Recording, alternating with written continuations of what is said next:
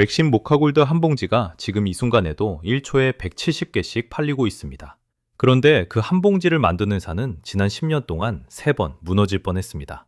1976년 세계 최초로 커피 믹스를 만들고 1989년 맥심 모카골드로 시장의 80%를 잠근 동서식품 이야기입니다. 그 첫 봉지를 손수 진두지휘했던 한 엔지니어는 지난 4월 101년의 기록을 남기고 세상을 떠났죠. 그가 마지막으로 남긴 문장은 커피 믹스라는 상표 등록을 했어야 했는데 였습니다. 자, 여기서부터가 진짜 시작입니다. 동서식품은 1968년에 세워진 작은 회사였습니다. 커피 왕국의 시작이라기엔 너무 조용한 출발이었죠. 2년 뒤인 1970년 6월 8일 이 회사는 미국 제너럴 푸드와 지분 반반의 합작 계약을 체결합니다. 두 주주가 나란히 붙잡은 핸들 같은 구조였어요. 이 계약은 훗날 크래프트 푸드를 거쳐 몬델리즈로 이어집니다. 그리고 이 한 장의 계약서가 40년 뒤 세계로 나가려는 회사의 발목을 붙잡는 족쇄가 될 줄은 아무도 몰랐죠. 지금은 이 씨앗만 기억해 두시면 됩니다. 합작 석 달 뒤인 1970년 9월 다방용 맥스웰하우스 레귤러 그라인드가 국내에서 처음 생산됩니다. 같은 해 12월에는 분무건조공법의 인스턴트 커피가 가정에 공급되기 시작했죠. 한국의 커피 시대가 본격적으로 열린 순간이었습니다. 이 흐름의 한가운데에 한 사람이 서 있었어요. 창업주 김재명. 학력은 초졸이었고 18에 삼성상해 국수공장에서 이병철 곁에 합류한 월급쟁이였습니다. 그런데 삼성 안에서 이병철이 끝까지 이름으로 부른 직원은 오직 김재명 한 사람이었다고 하죠. 평생 고마운 사람이라는 말과 함께요. 제1제당 사장까지 지낸 그는 50대 초반에 삼성을 나와 받은 퇴직금으로 동서식품을 손에 넣었습니다. 오너의 자리에서 그는 이 회사를 커피 기업으로 다듬어 갔어요. 그런데 이 회사를 오늘의 커피 제국으로 만든 진짜 주인공은 창업주가 아니었습니다. 삼성이 아닌 조선업 출신의 한 엔지니어였죠. 그 엔지니어의 이름은 조필재입니다. 1925년 경남 함안에서 태어났죠. 그는 1950년 서울대 항공조선과를 1회로 졸업합니다. 비행기와 배, 한국에서 가장 먼저 그 학문을 밟은 세대였죠. 첫 직장은 커피가 아니라 조선소였습니다. 대한조선공사에서 국내 최초 철강선인 한양호의 건조를 이끌었고 이후 제일모직과 세안제지, 제일제당의 공장 건립에 차례로 손을 보탰죠. 한마디로 대한민국이 처음 쇠를 녹이고 종이를 만들고 설탕을 뽑던 시절 그 현장 한가운데 서 있던 기술자였습니다. 그가 동서식품의 문턱을 넘은 건 1974년 부사장으로 합류한 그해 식물성 분말 크리머 프리마의 대량 생산 체계를 인천 부평공장에 세웁니다. 그리고 1976년 12월 세계 최초의 커피 믹스 개발을 직접 진두지휘하죠. 한 품질관리 사원이 던진 한 문장에서 시작된 일이었습니다. 물만 타면 간편하게 마실 수 있는 방법이 없을까? 커피와 크리머와 설탕을 한 봉지에 담는다는 발상. 그 세계 최초는 조선 엔지니어의 손에서 나왔습니다. 1980년에는 냉동 건조공법을 얹은 맥심을 내놓으며 사장 자리에 오르고 1982년부터는 부회장으로 자리를 옮깁니다. 회사의 기술 엔진 그 자체였죠. 그리고 2026년 4월 20일 그는 향년 101세로 세상을 떠났습니다. 주요 언론은 일제히 그를 이렇게 불렀죠. 세계 최초 커피 믹스의 아버지.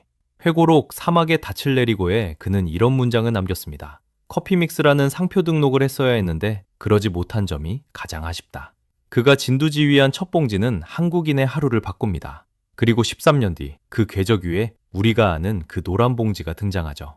1980년 동서식품은 냉동 건조공법을 적용한 맥심 오리지널을 내놓습니다. 그 전까지 커피는 다방에서 마시는 음료였죠. 맥심이 바꿔놓은 건 단순히 공법이 아니었습니다. 커피를 다방의 문턱에서 끌어내 가정의 식탁 위로 옮겨놓은 겁니다.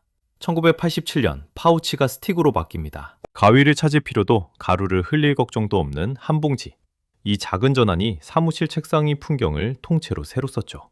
그리고 1989년 맥심 모카골드가 세상에 나옵니다. 2026년 기준으로 37주년이 된 그 노란 봉지입니다. 숫자로 보면 이렇습니다. 최근 1년 동안 맥심 모카골드는 스틱 기준 누적 53억 개가 팔렸습니다. 환산하면 1초에 170개씩 누군가의 컵으로 들어간다는 뜻이죠. 국내 믹스커피 시장에서 80%대 점유율을 길게 지켜왔습니다. 그 점유율은 위기의 시기에 오히려 단단해집니다. 1997년 IMF 외환위기. 지갑이 얇아진 직장인들은 카페를 끊고 사무실 탕비실로 돌아옵니다. 한 스푼 두 스푼이 아니라 한 봉지로 간편해진 커피는 이 시기에 작은 위로였죠. 위기가 오히려 반사이익이 된 겁니다. 1990년대 중반 한국 네슬레가 본격적으로 한국 시장에 들어옵니다. 세계적인 커피 기업의 공세였지만 맥심 모카골드가 친방어선은 쉽게 뚫리지 않았죠. 사무실과 가정, 두 공간을 동시에 장악한 한봉지의 힘이었습니다. 하지만 영광은 영원하지 않았어요. 한국인의 커피 입맛이 2010년대에 통째로 바뀌기 시작합니다. 설탕을 줄이고 크리머를 피하고 가급적 맨 원두를 마시자는 웰빙 저당 흐름이 사무실과 카페를 동시에 덮었죠. 바로 그 시기 스타벅스와 할리스, 커피빈 같은 원두 카페 체인이 서울 뒷골목까지 밀고 들어옵니다. 스마트폰을 든 2030 세대는 점심시간마다 아메리카노를 한 손에 들고 회의실로 돌아왔고, 반대로 탕비실 한쪽에 쌓여있던 노란 스틱에는 조용히 다른 이름표가 붙기 시작합니다. 아재 커피였죠. 설탕과 크리머가 들어간 믹스 한 봉지가 어느새 세대 전환의 상징처럼 다뤄지게 된 겁니다. 3040 사무실에만 남고 2030 책상 위에서는 빠르게 밀려나던 풍경이었습니다. 그런데 진짜 큰 문제는 취향의 변화만이 아니었습니다. 2013년 남양유업이 정면으로 칼을 빼듭니다. 프렌치 카페라는 자사 커피 믹스 광고에서 카제인 나트륨을 뺐다는 한 줄을 앞세워 믹스 커피 성분 자체를 건강에 나쁜 것처럼 몰아간 거죠. 사실상 시장 1위 동서식품을 겨눈 저격 광고였습니다. 동서의 선택은 의외였어요. 맛대응 광고 대신 침묵을 택하고 대신 전국 유통망 방어에 조용히 집중합니다. 결과적으로 이 싸움은 남양이 대리점 갑질 사태로 스스로 무너지며 마무리되죠. 다만 카제인 나트륨 공방이 남긴 믹스는 건강에 안 좋다는 인식은 동서 쪽에도 꽤 깊게 박혔습니다. 그리고 2014년 유통기한을 지난 원료를 제표기에 사용한 논란이 터집니다. 회사 입장에서 가장 아프게 읽히는 대목이죠. 여기에 맥심 한 봉지의 설탕이 당뇨 확산에 기여했다는 오래된 비판까지 더해지면 이 시기 동서식품은 바깥 공격과 안쪽 숙제를 동시에 떠안은 회사였습니다. 맛의 신뢰와 건강의 신뢰가 한꺼번에 흔들린 셈이죠. 숫자로 보면 이렇습니다. 2008년 처음 매출 1조 원을 넘긴 동서식품은 2011년 1조 5천억 원 선에 올라섭니다. 그리고 거기서 이후 약 10년 동안 같은 복도를 돌기만 했죠. 매년 1.5조 근처에 묶이는 박스권 정체였습니다. 맥심 모카골드가 여전히 믹스커피 시장의 80%대를 쥐고 있었는데도 매출 그래프는 그 자리에서 멈춰섭니다. 남양과 웰빙은 어떻게든 버텼습니다. 그런데 동서식품의 발목을 진짜로 잡은 건 바깥 경쟁자가 아니라 회사 자신의 설립 DNA였죠. 그 DNA는 1970년 단 한 줄의 계약 조항에서 출발합니다. 파트 1 초반에 씨앗만 심어둔다고 말씀드렸던 그 계약이죠. 1970년 6월 8일 동서식품과 미국 제너럴푸즈가 맞잡은 50대 50 합작 계약. 지분은 반반이었지만 그 계약서 안에는 동서식품이 만든 제품을 해외로 직접 팔 수 없다는 조항이 들어있었습니다. 국내에서만 파세요. 그게 동서식품에게 주어진 운동장의 크기였어요. 합작 파트너는 세월을 따라 이름을 바꿉니다. 제너럴푸즈는 크래프트푸즈를 거쳐 오늘의 몬델리즈로 이어지죠. 그런데 이 몬델리즈가 글로벌 커피 회사 JDE-피치의 지분을 들고 있다는 게 핵심이에요. 자기 편이 된 동서식품을 세계 시장에 풀어놓으면 자기와 경쟁하게 되니까요. 두 주주가 나란히 붙잡은 핸들은 밖으로 한 뼘도 돌아가지 않았습니다. 이사회는 10명, 동서 쪽 5, 몬델리즈 쪽 5. 공동 대표이사 구조라서 중요한 결정은 한쪽 의지만으론 움직이지 않아요. 국내 단독으로 수출을 결정할 권한이 아예 없다는 뜻이죠. 이 구조가 현실로 드러난 장면이 2025년 케이콘 미국 행사였습니다. 카노와 맥심이 부스를 차렸어요. 영상도 틀고 시음도 돌리고 홍보는 됐습니다. 그런데 단 한 봉지도 팔 수 없었습니다. 한국 문화에 열광한 미국 소비자들이 지갑을 열어도 계약서가 그 손을 막아선 거죠. 세계 최초로 커피 믹스를 만든 회사가 그 믹스를 미국 매대에 올리지 못하는 풍경.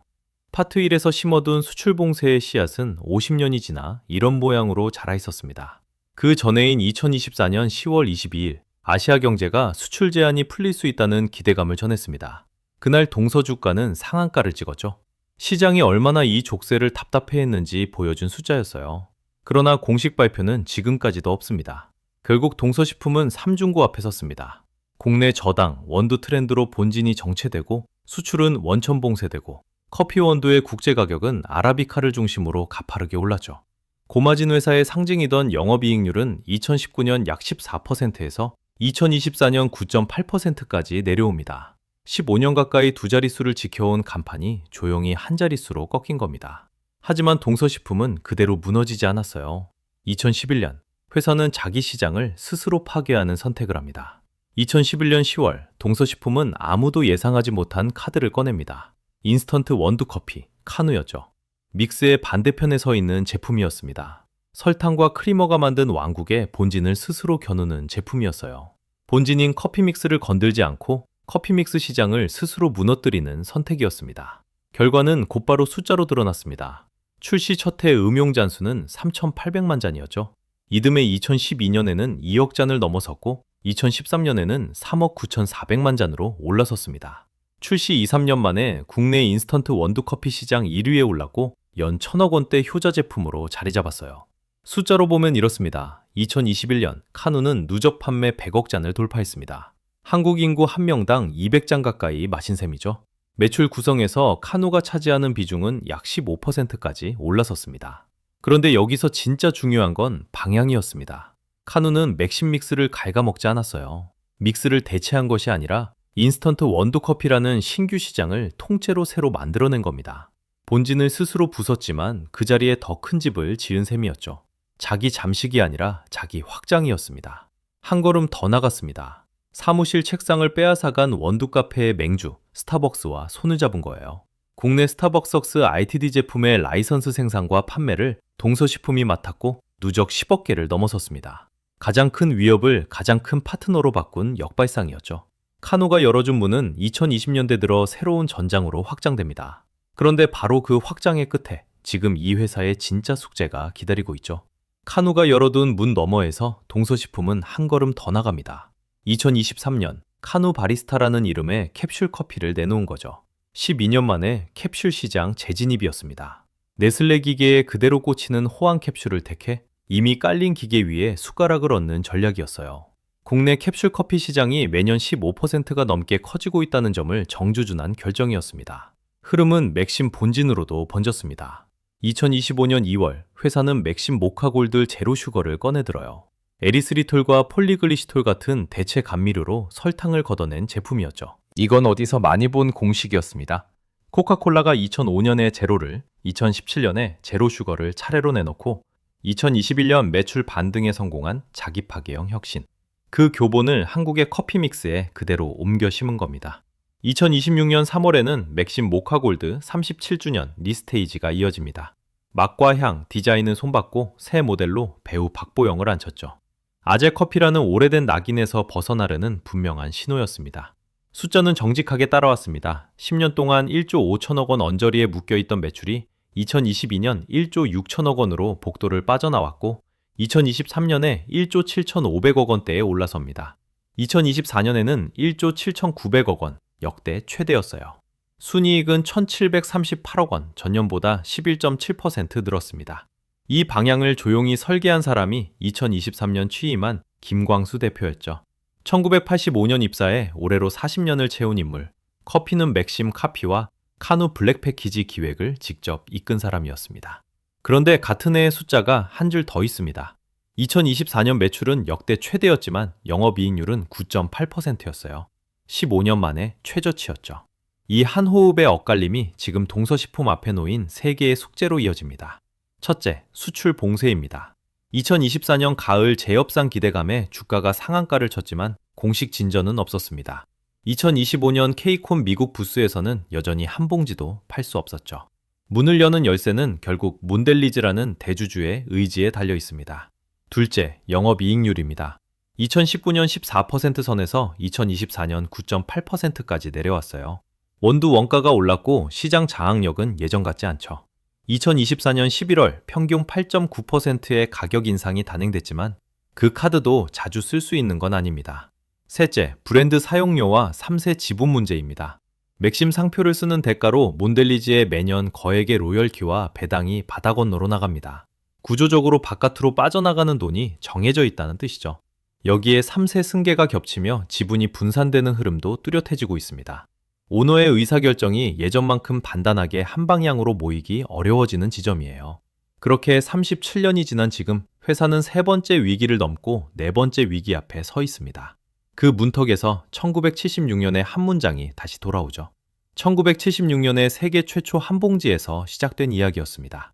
1989년의 점유율, 2011년의 자기 잠식, 그리고 2025년에 리스테이지. 3번의 흥과 3번의 방어를 거쳐온 37년이었죠. 그 모든 시작에 서 있던 한 엔지니어는 마지막 회고록에 이렇게 적었죠. 커피믹스라는 상표 등록을 했어야 했는데 그러지 못한 점이 가장 아쉽다. 인트로에서 들려드린 그 한 줄입니다. 세계 최초를 만든 사람이 남긴 회화는 수출의 문이 아직 닫혀있는 오늘의 동서식품 위에 은유처럼 내려앉습니다. 영업이익률 9.8%, 지배구조의 숙제, 봉쇄된 세계시장. 회사는 지금 4번째 위기의 문턱 앞에 서 있죠. 이 회사가 그 문턱을 어떻게 넘을지는 결국 숫자가 스스로 답할 겁니다. 이 영상은 투자, 매수나 매도를 권하는 내용이 아닙니다. 판단은 시청자 본인의 몫으로 남겨둡니다. 감사합니다. 재밌게 보셨다면 구독과 좋아요 부탁드리고 궁금하신 회사 있으면 댓글 달아주세요. 정리해서 소개해드리겠습니다.